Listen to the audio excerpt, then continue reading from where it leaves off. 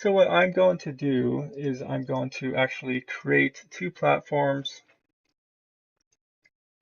So let's go ahead and create, or let's say two cliffs and then a platform, sorry. Let's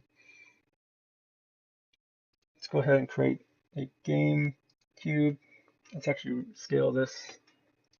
Doesn't really matter how big, as long as we can also stand on it. Mesh, add a box collider. There's also a box collider on it, so we don't need to do anything like that. So let's go ahead and grab our player. I'm just going to get out of that so I don't accidentally hit some. I'm actually going to drag and drop our guy onto this cube. I'm actually going to clone this cube, duplicate. I'm going to actually move this over here. And I'm actually going to create another, well, I'm actually going to duplicate that once more. Move that over. And I'm going to actually scale this down to roughly, let's just say something like that. Let's go ahead and actually do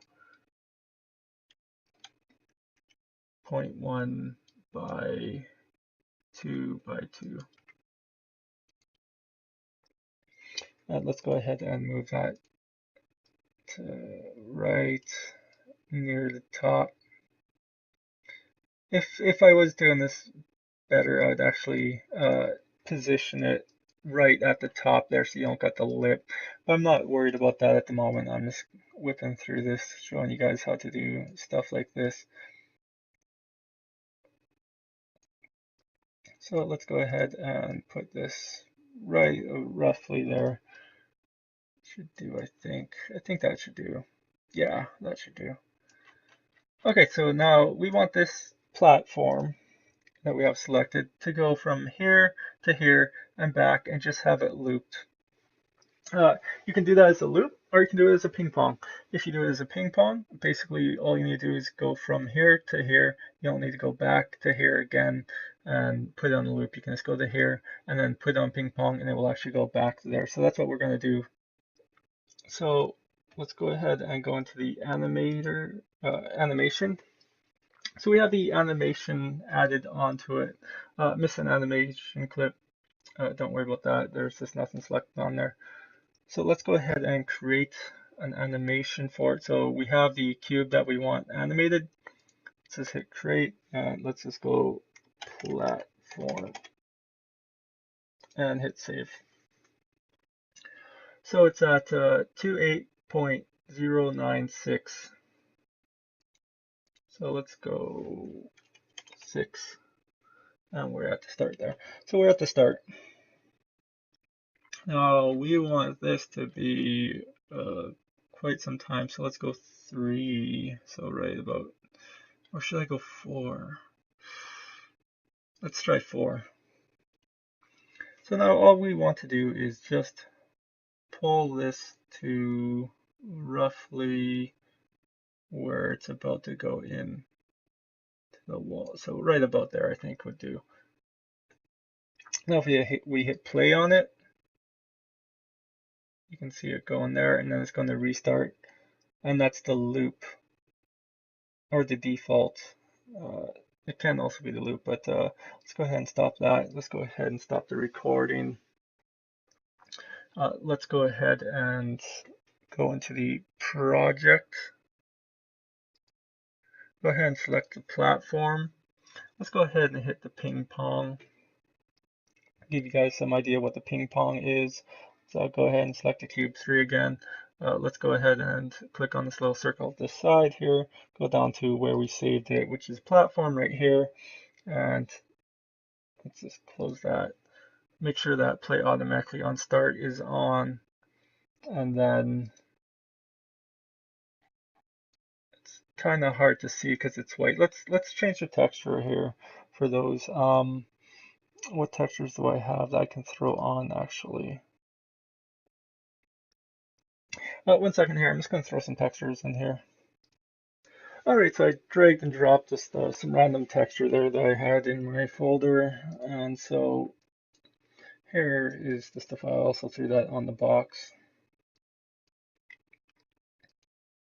So now we can actually see it a bit better. So here it is, just going back and forth. Oh, I fell down. I don't have any way to get back up. Normally you do stairs or something. But yeah, that's how you can actually do it. So if you're actually doing like a third person view or something where they're actually running and then jumping onto it. Now, here's the thing, if you've seen, I actually stayed in one spot my character and I fell off. That's because of the movement script that comes with Unity. It's not telling its position to be updated. And so that's why I actually fell down. But yeah, you can do stuff like that, have water or some death or an endless pit. So if they fall down, they die. Something like that in the game. So we got our platform going on the ping pong. We have our cube over here spinning around, going up and down. So let's do another one. Let's do the arrows that I was talking about. So I actually have to create a texture for that, an arrow. I think I'm going to do like I did previous, green and white. And so I'll be back in a minute once I create that. All right, now that we have the platform going and the box there, now let's say if we have a racetrack and we wanted some nitro arrows to boost the player, to give them a big speed boost, how you do that is there's a few different ways. Well, actually, there's so many different ways. Let's say if you had a ramp going up, like a jump ramp, like if it was a ramp and then it would boost on the jump, you could do the model and leave that textured out and then texture the arrows in and make the just a separate texture, or you can actually make the ramp and then actually just make a plane and put it over to boost it. If you have a flat surface, you can make a plane, boost it.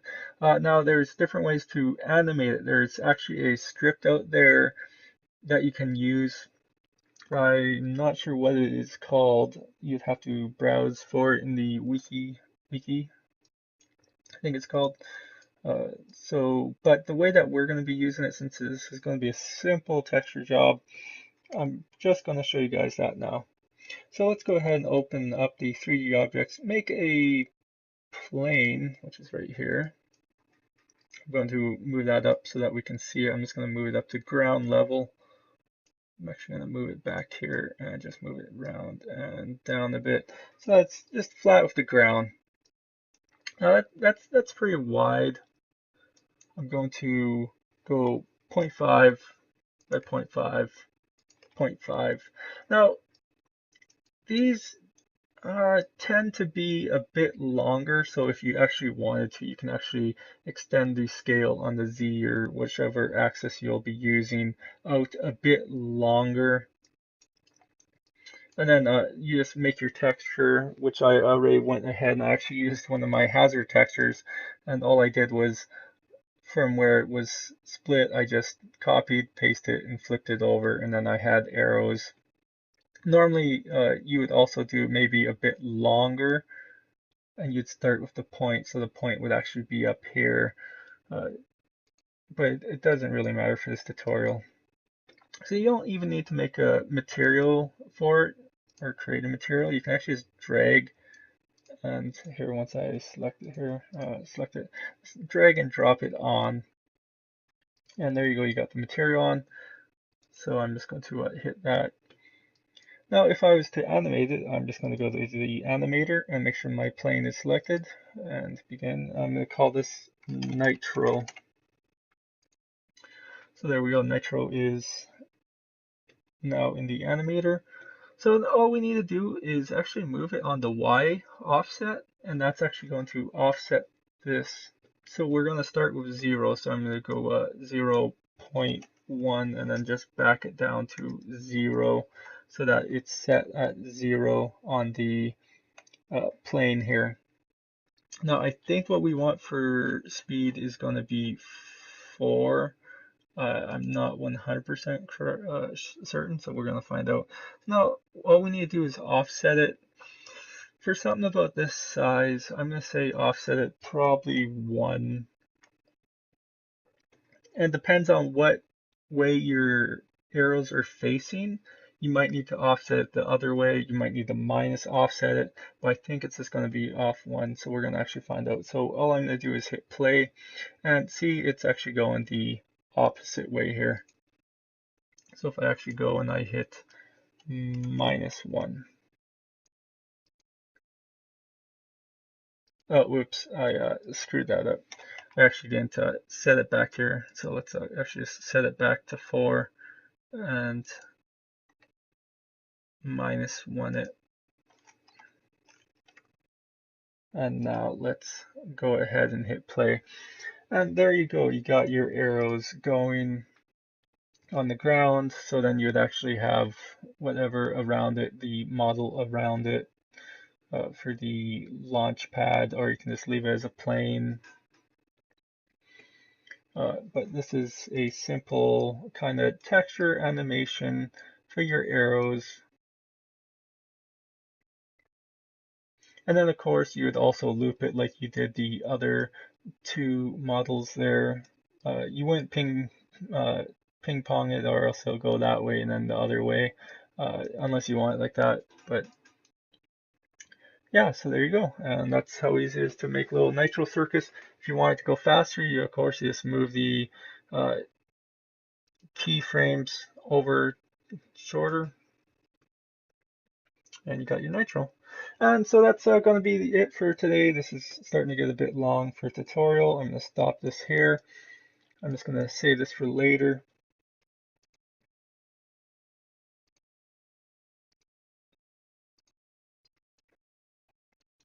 And also, yeah, you can use this for many different games. If you have your camera set as a side scroller, 3D side scroller to follow and things are moving, racing game, you put those on, you do tracks. Who knows, we might do a racing game later on our platform. I'm still not sure what I want to do for tutorial series yet. I'm just going through different animations. And so yeah, so I'll see you guys next episode. Until then, peace and see you guys later.